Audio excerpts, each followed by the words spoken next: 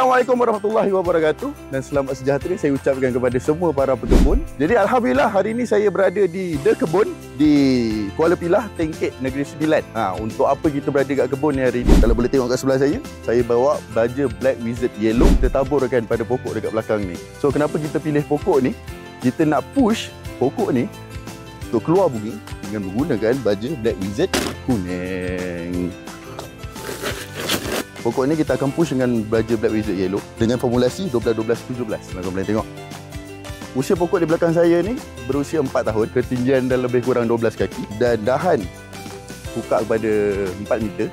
Kita akan syorkan untuk menggunakan baja Black Wizard Yellow ni sebanyak 2 kilo untuk 2 bulan sekali. Kat mana kita nak tabur baja ni? Pada pokok ni. So kita bukan nak tabur pada pangkal dia. Jadi kalau baja MPK kebiasaannya kita ambil 1/2 daripada dahan pokok.